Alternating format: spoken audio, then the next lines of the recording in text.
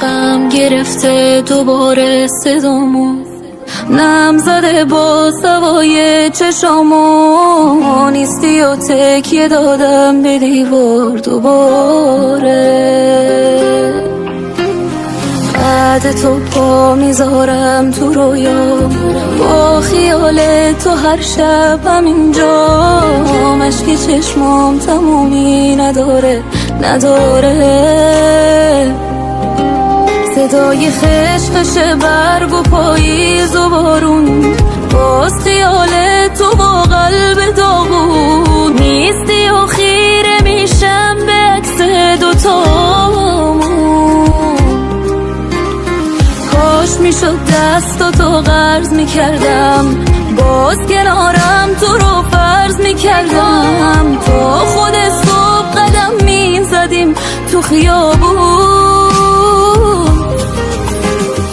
لعنت به حسی که نذاشته هیچ کسی به جات بیاد، یکی که تا همیشه پشتت تو سختی ها، همون که پا گذاشتی رو دلش که از غمت پره.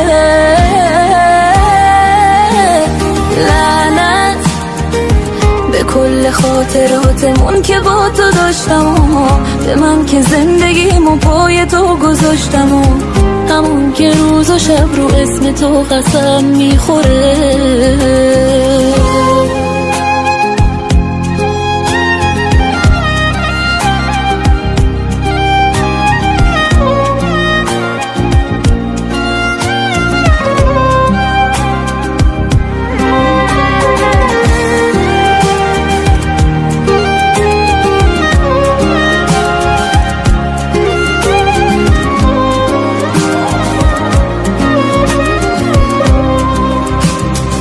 حق من نیست چشاتو نبینم، باز نتونم کنارت بشینم، از تو تنها همین قصه هات مونده پیشم. خاطراتت یه کوه رو دوشم، باز میپیچه صدا توی گوشم، دارم اینجا بدون تو دیوونه میشم.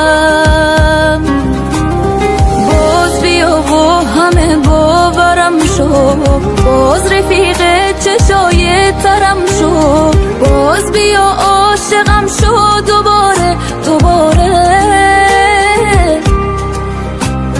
بی تو میمیره اینجا به زودی، اونی که کل دنیاش تو بودی، خیلی خسته است به این دوری عادت نداره. لعنت به حسی که نذاشته هیچ کسی به جات بیاد، یکی که تا همیشه پشتت تو سختی ها، همون که پا گذاشتی رو دلش که از غمت پره.